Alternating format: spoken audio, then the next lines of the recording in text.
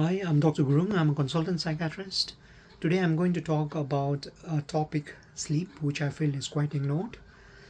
On average, we as a human being, we tend to sleep 6 to 8 hours, which is almost one third of our day. If we have to compare our whole lifespan, if we live till the age of 75, imagine we sleep almost 25 years of our life. And the topics which I'm going to cover is called sleep, and the things which I'm going to cover in this sleep is there are five things which I'm going to cover. Number one is I'm going to explain what actually happened during a sleep. Number two, I'm going to talk about different chemicals that is active during the sleep. Number three, I'm going to talk about what is considered as a good sleep. Number four, I'm going to talk about different conditions, mental or physical, that can impact the quality of the sleep. And number five, I'm going to talk about what are the measures that we can take in order to have a good sleep. While discussing on this topic, I have taken a reference from a book called Why We Sleep. This is a very lovely book that you can read, where you can understand more in detail about sleep. I'm also going to share my experience working in a neuropsychiatry where I was involved in a sleep study. So without further ado, let me just diverge on this topic of sleep. So the first thing which I'm going to cover is what actually happened in the sleep. While trying to explain this, I'll try to use a metaphor of going to an airport, and I'll try to make things easier by comparing what actually happened when we go to an airport, and I'll try to relate with what are the stages that happen in the sleep. So in sleep, there are four stages that happen in the sleep. Number one stage is called non-rapid eye movement, stage one. Imagine this is a stage where you are about to sleep, which almost lasts for 5 or 10 minutes. This is similar to if you go to an airport, you go by taxi or let us say by a train. You go and you take your baggage out, you take a trolley, and you also get ready to go inside the airport. So non-RMA stage one is similar to that. Now the second step is called non-rapid eye movement, stage 2. This is literally a stage where a body gets ready to sleep. So imagine this is in an airport. When you go, you show your tickets, you show your passport, you weigh your baggage. So this is a stage where you're about to get ready for sleep. So in the things that happen in this stage is, in this stage, your body relaxes, okay, your muscle tone gets weak, your breathing gets more deepened, and the things that happen in the brain is an opportunity for brain to flush the harmful chemicals in the brain.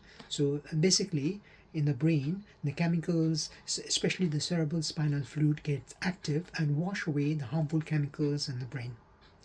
This is stage 2. Now in the stage 3, imagine this is a stage where you board an plane. So in stage 3 is called deep sleep. The things that happen in the deep sleep is your muscles and everything gets relaxed. So the things that happen in the brain is, imagine like a big library where in the daytime all the books are scattered all over. So in this, the librarian gets active, and the books, they try to arrange in order. The books which are not needed, they discard. Similarly, in the deep sleep, what happens is the memory which are important is stored in the long-term memory. The memories which are not important is formatted, deleted, or the memories are stored properly in the deep sleep. In the deep sleep, it also gives an opportunity for the muscles to relax. It's also important for rest and recovery. People who does a lot of exercise, is also important that they get a deep sleep. After stage 3, imagine this is like a stage where you board the plane. Now the fourth step is called RMA, rapid eye movement. So this is a stage where a plane is about to land. So the things that happen in the brain is, your body is now ready to complete the cycle of a sleep. So this is a stage where you tend to have vivid dreams. So this cycle, the four stages which I explained: non-rapid eye movement stage 1, non-rapid movement stage 2, deep sleep, and then REM sleep. This cycle happens in a time frame of 60 to 90 minutes. In the proper sleep, in 6 to 7 hours, this cycle is repeated 4 to 5 times. So just to summarize, this is the thing that actually happens in the brain. And just to add up, when you are in a deep sleep, the waves in the brain, which is called a theta wave, this is very slow and narrow. Okay, so you can also observe kind of deep breathing or snoring in a deep breath. Okay, so I've just completed what actually happened in the sleep. Now, the second topic which I'm going to cover is the different chemicals which are important for sleep. So the number one chemical is called adenosine. So this is a chemical in the brain which signals, or this works like a traffic or a police officer to say to our mind to say, okay, it's time for you to sleep. Now this chemical can be impacted by a chemical called caffeine. So when you take in caffeine blocks adenosine. So by doing that, people might struggle with sleep. Caffeine normally takes 6 to 8 hours for it to be active. So I recommend any people suffering from sleep, please don't take caffeine 6 to 8 hours before you sleep. So I've described two chemicals, adenosine and caffeine. Now the two more important chemicals is called cortisone and melatonin. So the cortisone is it's like a chemical which increases when you're awake. So this is highest in the morning time. As the day progresses, the cortisol level goes down. If you do a lot of exercise, the cortisol level increases. Similar to that, there's a chemical called melatonin. Melatonin is lowest in the morning, but as the day progresses, the melatonin rises. So melatonin is highest at night time, and melatonin also gives a signal to the brain that it's time for them to sleep. So cortisone is highest in the morning, it goes down, and melatonin is lowest in the morning and it goes up. So these are the four chemicals which are important for sleep. Now the third topic which I'm going to cover is what is considered as a good sleep. To have a good sleep, there are four things that is very important: consistency of a sleep, quality of a sleep, and regularity of the sleep. Consistency means going to the bed regularly at the right time. Quality means uninterrupted sleep. Regular means the cycle needs to repeat every time. I'm aware a lot of the people are busy in their own work. Some of them, they do the night shift, so sometimes it's not possible to have all the three at once. So I recommend that if you are not able to have one, please make sure that you have the other in order to have the good quality of sleep.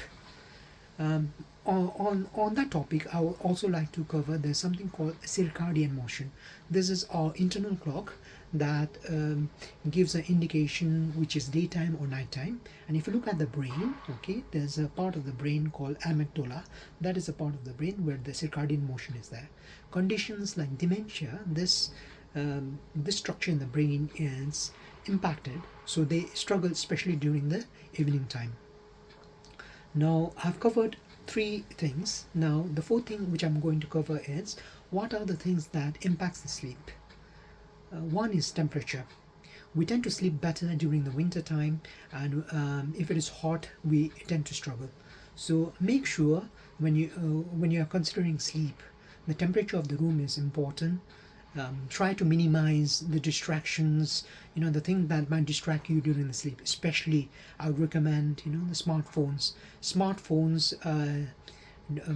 displays UV lights or blue lights which interrupts with the sleep. Don't try to do exercise before you go to sleep.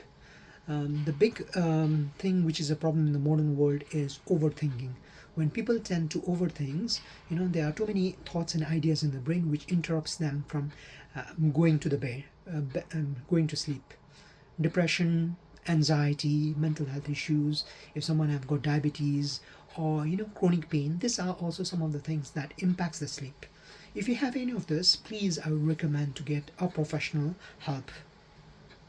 Now the last bit is what are the things which we can do in order to have a good sleep? To have good sleep, you need to have a routine. Okay, I would recommend meditations. I would also recommend some breathing exercise. So the breathing exercise which I find it very helpful is 4, 7 and 8. 4, you just inhale. 7, you just try to relax, and 8, breathe out. Okay, so this meditation can also help you to sleep.